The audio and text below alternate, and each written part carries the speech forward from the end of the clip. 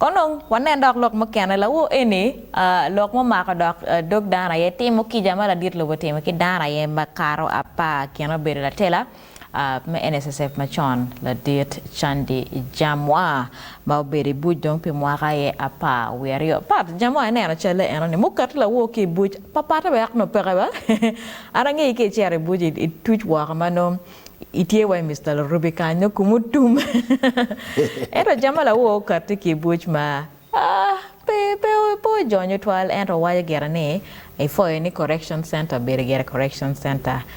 His mindset has changed. In air dark benefit for the dit low petema erakeja. Genma erwayo nyomo mero watini Obedo Atura ono pe gano. Ento ngat maloyo the correction center nyo gang kalmi prison services Frank Baine. Wachila tela lobo o temorokoja onyomi Kica pardon.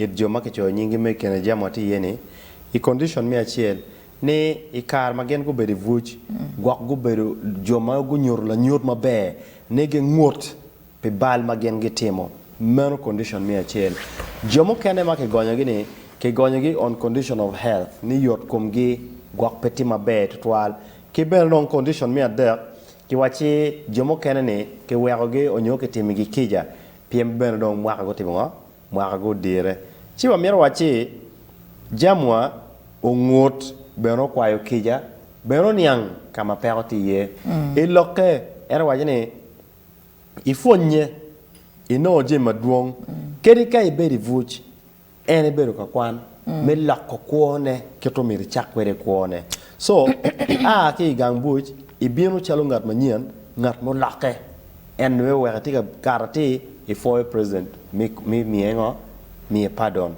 Amir waji ema genu taking on by surprise.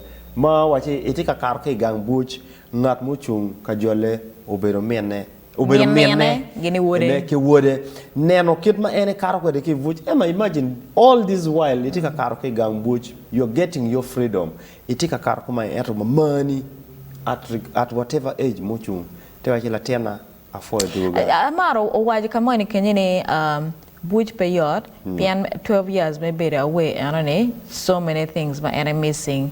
Down to my pay be ki care me yakane no bedo nyare, moto my en bena pay yero, celebrations, nyum, jima dwong, kira in la way waj karen in the bush separates you from so many things. So 12 years in a wing.